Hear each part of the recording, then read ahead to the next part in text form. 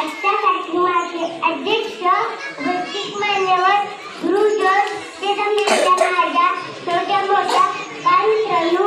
आणि तुम्हाला 26 जानेवारी निमित्ताने दोन शब्द